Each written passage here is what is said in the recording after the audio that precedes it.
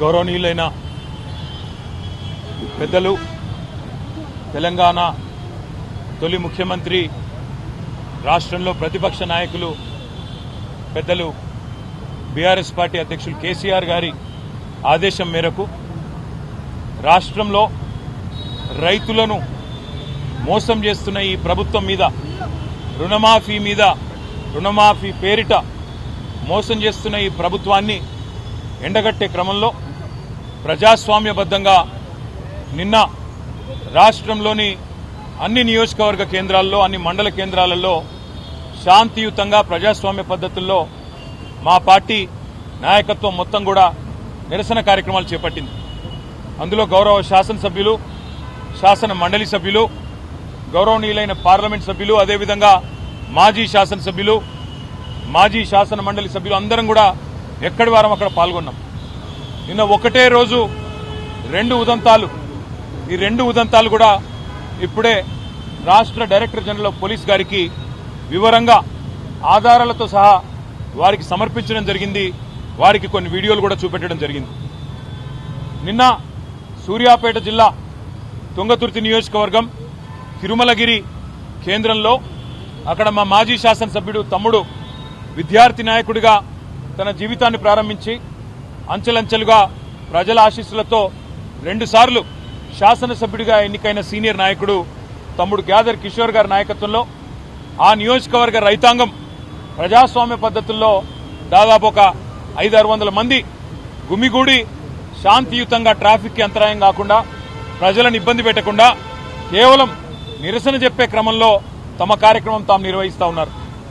50 మంది కిరాయి మూకలు, కాంగ్రెస్ గూండాలు తాగిన మత్తులో అక్కడ స్థానిక పోలీస్ యంత్రాంగంతో కుమ్మక్కై ఆ నిరసన శిబిరం మీద దాడి చేసి ఆకస్మికంగా సుతిల్ బాంబులేసి గుడ్లు, చెప్పులు, రాళ్లు కొట్టి హింసాయుత వాతావరణాన్ని కల్పించే ప్రయత్నం చేసినారు. మా వాళ్ళు నిజానికి గనక తిరగబడితే నిన్న 50 మంది కాంగ్రెస్ మూకలో, కాంగ్రెస్ గూండాలలో ఒక్కడు కూడా మిగిలేటోడు కాదు.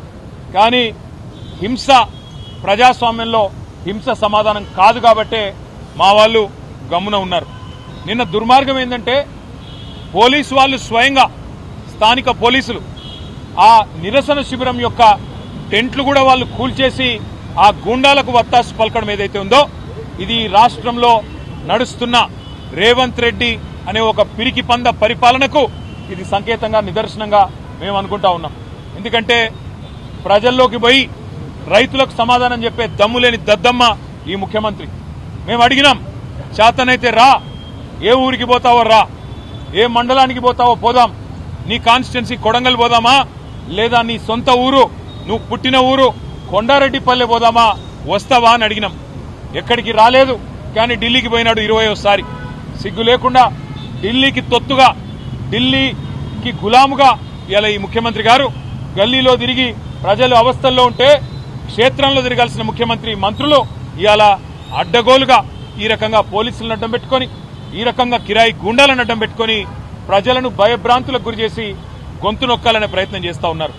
నిన్నటికి నిన్న ముఖ్యమంత్రి గారి సొంత ఊరు కొండారెడ్డిపల్లిలో 2 మహిళా జర్నలిస్టులు ఏమడిగినారు? పోయి వాళ్ళు ముఖ్యమంత్రిని బూతులు తిట్టినరా, ముఖ్యమంత్రి లాగులో తొండలిసి పెడతామని చెప్పినరా, ముఖ్యమంత్రిని చెట్టుకు గట్టేసి కొడతామన్నారా, ముఖ్యమంత్రి గుడ్లు బీకి గోటీలు ఆడతామన్నారా? ఏమన్నారు? ఏం తప్పుడు మాటలు మాట్లాడినారు? వాళ్ళు పోయి కేవలం ముఖ్యమంత్రి సొంత ఊళ్ళో రుణమాఫీ అయ్యిందా లేదా అని రైతులను అడుగుతుంటే అక్కడ కాంగ్రెస్ చిల్లరగాళ్లు, కాంగ్రెస్ కిరాయి గూండాలు 2 మహిళా జర్నలిస్టుల మీద దాడి చేయడమే కాకుండా వారిని కొండారెడ్డిపల్లె నుండి, అచ్చంపేట నియోజకవర్గం నుండి కల్వకుర్తి నియోజకవర్గం వెల్దండ పోలీస్ స్టేషన్ దాకా వాళ్లను కార్లేసుకొని సినిమాల్లో చూపెట్టినట్టు వాళ్ళను వెంబడించి బెదిరించి వాళ్ళ మీద పడి రక్కినంత పనిచేసి నికృష్టంగా ఈ ముఖ్యమంత్రి నికృష్ట మనస్తత్వానికి ఒక నిదర్శనంగా కాంగ్రెస్ నాయకులు, కాంగ్రెస్ కార్యకర్తల తీరు ఉందని చెప్పక తప్పడం లేదు. ఇవాళ నేను అడుగుతా ఉన్నా, ఏం తప్పు చేసినారా 2 ఆడబిడ్డలు? వాళ్ళిద్దరికీ ఇవాళ ముఖ్యమంత్రి గారికి క్షమాపణ చెప్పాలా? నీ సొంత ఊర్లో, నీ సొంత ఇంటి ముందు 2 తెలంగాణ ఆడబిడ్డల్ని, విజయారెడ్డిని, ఆవుల సరితా యాదవ్ ని, 2 అవమానించింది నీ పార్టీ. ఎందుకు అవమానించింది? ఒకే ఒక కారణం, నీ బండారం బయట పెడుతున్నందుకు, నీ రుణమాఫీ జరగలేదు అనే వాస్తవాన్ని ప్రజల్లోకి తీసుకుపోతున్నందుకు ఇవాళ వాళ్ళ మీద ఈ రకంగా దాడి చేయడమే కాకుండా మళ్ళీ నిన్నటి నుంచి నికృష్టమైన రోత బుట్టిచ్చే వార్తలతో సోషల్ మీడియాలో కూడా నికృష్టమైన మాటలు మాట్లాడుతూ ఉన్నారు కాంగ్రెస్ నాయకులు. నేను ముఖ్యమంత్రిని అడుగుతా ఉన్నా, దమ్ముంటే నీ భాషలో చెప్పాలంటే మగాడివైతే ఊళ్ళల్లోకి రా, సెక్యూరిటీ లేకుండా రా, పోలీస్ బలగాలను అడ్డం పెట్టుకొని కాదు, బ్యాంక్ అధికారులను అడ్డం పెట్టుకొని కాదు, వ్యవసాయ అధికారులను అడ్డం పెట్టుకొని కాదు, మేము కూడా వస్తాం, నువ్వు కూడా రా. ఏ ఊరికి పోతావో పోదాం. ఎక్కడ కూడా చారాన రుణమాఫీ కాలే, ఎక్కడ కూడా రుణమాఫీ అనేది పూర్తి కాలే. రైతులు ఇవాళ బగబగ మండుతా ఉన్నారు. ఎక్కడన్నా కాంగ్రెస్ వాళ్ళు ఊళ్ళలోకి వస్తే తరిమి కొట్టాలన్న ఆలోచనలో ఉన్నారు. అందుకే ముఖ్యమంత్రికి చెప్పేది, తప్పు పోలీసులది కాదు. పోలీసు వాళ్ళు ఏం చేస్తారు పాపం, ముఖ్యమంత్రి, మంత్రులు, అధికార గణం మీరేం చెప్తే అది చేయక తప్పదు. పోలీసు తప్పు కాదు, తప్పు ముఖ్యమంత్రిది, పరిపాలించే సత్తాలని సన్నాసు రేవంత్ రెడ్డిది అనే మాట నేను విజ్ఞప్తి చేస్తా ఉన్నా. నేను పోలీసులకు కాకపోతే విజ్ఞప్తి చేస్తా ఉన్నా, మీరు కూడా అత్యుత్సాహం ప్రదర్శిస్తే మంచిది కాదు. మా పిల్లలు ఎవరైనా ఒక సోషల్ మీడియాలో రుణమాఫీ జరగలేదు అని పోస్టు పెడితే పోలీసులు కాల్ చేస్తారు. అదేవిధంగా కరెంటు పోయింది అని పోస్టు పెడితే విద్యుత్ శాఖ అధికారులు ఫోన్ చేస్తారు. ఈ రకమైన అత్యుత్సాహం మంచిది కాదు. దయచేసి సంయమనం పాటించండి. అధికారం ఎవడు అబ్బసొత్తు కాదు. ప్రజాస్వామ్యంలో అధికారం మారుతూనే ఉంటది, వ్యవస్థ మాత్రం అట్లే ఉంటది. దయచేసి గౌరవ డీజీపీ గారికి మేము ఏదైతే విజ్ఞప్తి చేశామో, తిరుమలగిరి సంఘటన విషయంలో స్థానిక పోలీసుల మీద కూడా యాక్షన్ తీసుకోవాలా. ఎవరైతే హత్యాయత్నం చేసిండ్రో వాళ్ళ మీద 307 కేసు పెట్టాలి. కాంగ్రెస్ గుండాలను ఖచ్చితంగా అదుపులోకి తీసుకోవాలని విజ్ఞప్తి చేస్తా ఉన్నాం. అదేవిధంగా 2 జర్నలిస్టుల మీద ఏ దాడైతే ఇవాళ చేయడం జరిగిందో నిన్న కొండారెడ్డిపల్లిలో ముఖ్యమంత్రి గారి సొంత ఊళ్ళో, దానికి తప్పకుండా ముఖ్యమంత్రికి క్షమాపణ చెప్పడమే కాకుండా దాడి చేసిన గుండాలను వెంటనే అరెస్ట్ చేయాలని చెప్పి కూడా మేము డిమాండ్ చేస్తా ఉన్నాం. జర్నలిస్టులకే రక్షణ లేకపోతే ఈ రాష్ట్రంలో మరి మిగతా వాళ్ళ పరిస్థితి ఏందో ఆలోచించాలని చెప్పి కూడా కోరుతా ఉన్నాం. అదేవిధంగా బేరు సత్యనారాయణ అని చెప్పి మా నాయకుడు, మాజీ ఎంపీటీసీ, ఆయన మొన్న మంచిర్యాల జిల్లాలో మంచిర్యాల నియోజకవర్గ కేంద్రంలో అక్కడ ఉండే స్థానిక కాంగ్రెస్ ఎమ్మెల్యే వేధింపులు, పోలీసును అడ్డం పెట్టుకుని ఆయన చేసిన హరాస్మెంట్ తట్టుకోలేక గొంతు కోసుకున్నాడు బ్లేడ్తో. ఇవాళ చావు బతుకుల్లో కొట్టుమిట్టాడుతా ఉన్నాడు. ఈ విషయం కూడా డీజీపీ గారికి మేము చెప్పాం. ఇది ఒక్క మంచిర్యాలలోనే కాదు, ఇక చాలా చోట్ల ఈ రకంగా పోలీసులను అడ్డం పెట్టుకుని హరాస్మెంట్ కార్యక్రమం జరుగుతూ ఉంది.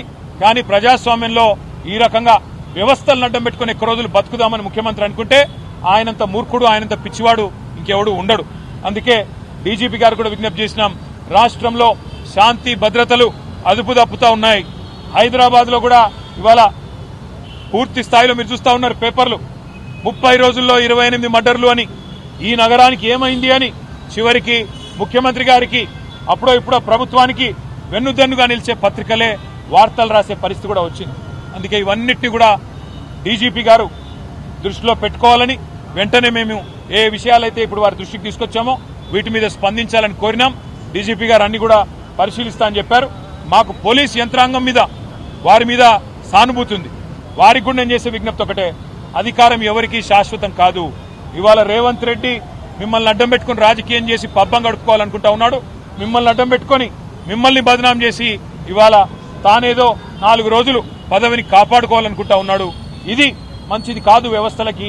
ఈ రకంగా అండగా నిలబడ్డామనే మాట కూడా చెబుతూ, సోషల్ మీడియాలో కూడా మా తమ్ముళ్ల మీద కేసులు కానీ ఇంకోటి కానీ జరిగితే తప్పకుండా మేము కూడా అంతే స్థాయిలో స్పందిస్తాం. భవిష్యత్తులో ఇదే రకమైన ఒరవడి కనుక కొనసాగితే మాకు కూడా తప్పదు, చర్యకు ప్రతి చర్య కూడా తప్పదు అనే మాట కూడా డీజీపీ గారికి చెప్పాం. అప్పుడు మమ్మల్ని నిందించవద్దని కూడా చెప్పాం. 10 ఏళ్లు శాంతియుతంగా రాష్ట్రాన్ని నడిపిన వాళ్ళం మేము, రాష్ట్రాన్ని 14 ఏళ్లు కొట్లాడి తెచ్చిన వాళ్ళం మేము. ఈ రాష్ట్రం యొక్క బ్రాండ్ ఇమేజ్ దెబ్బతినొద్దు, హైదరాబాద్ బ్రాండ్ ఇమేజ్ దెబ్బతినవద్దు అనే ఆరాటంతోనే సంయమనంగా ఉన్నాం. నిన్న కావాలంటే మా తమ్ముడు ఒక కనుసైగ చేస్తే గ్యాదర్ కిషోర్ గారు 500 మంది, ఆ 50 మందిని పొట్టు కొట్టేటోళ్ళు. కానీ మేము శాంతియుతంగా నిరసన చెప్పాలనుకున్నాం, రైతుల పక్షాన ఉండాలనుకున్నాం, మేము నిలబడ్డాం శాంతియుతంగా. కానీ మా సహనాన్ని, మా మంచితనాన్ని, తెలంగాణ మీద మాకున్న ప్రేమను చాతగాంతనంగా, మా అసమర్థతగా, మా ఓపికను పరీక్షిస్తే మాత్రం చర్యకు ప్రతి చర్య కూడా తప్పదు. అప్పుడు మమ్మల్ని నిందించవద్దని చెప్పి కూడా డీజీపీ గారికి, ఈ ప్రభుత్వానికి చెప్తా ఉన్నాం. మళ్ళొకసారి పాత్రికేయ మిత్రులకు కూడా ధన్యవాదాలు తెలియజేస్తా ఉన్నా. నిన్న జరిగిన ఈ సంఘటనలన్నిటి కూడా రాష్ట్ర ప్రజల దృష్టికి తీసుకొచ్చినందుకు తప్పకుండా మీ బాధ్యత మీరు సక్రమంగా నిర్వర్తించినందుకు మా ఎలక్ట్రానిక్ మరియు ప్రింట్ మీడియా సోదరులకు కూడా హృదయపూర్వకంగా మా ధన్యవాదాలు. నమస్కారం. థాంక్యూ.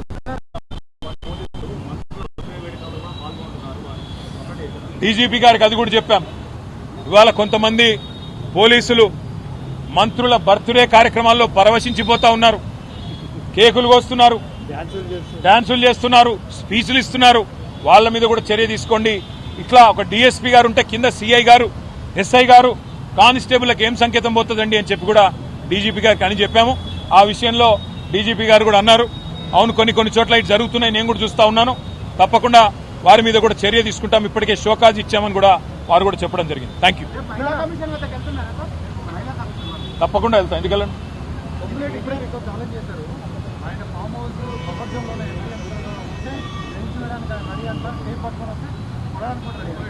పొంగులేటి గారికి అంత శ్రమ అవసరం లేదు, పొంగులేటి గారికో ఇంకోరికి అంత శ్రమ అవసరం లేదు. FTL బఫర్లో ఉన్న ప్రతి నిర్మాణం ఇప్పటికే అన్ని సెటిలైట్ మ్యాప్లు ఉన్నాయి, ఆయనంత బాధ కూడా పడాల్సిన అవసరం లేదు. ఎలా చెరువులు పూడ్చి కట్టారో అవన్నీ కూడా సెటిలైట్ ఇమేజెస్ ఉన్నాయి, చూసుకోండి. రంగనాథ్ గారితో మాట్లాడుకోమనండి, ఎక్కడెక్కడ FTL లో బఫర్లో ఉన్నాయో వాటిని కొట్టడం ప్రారంభించండి.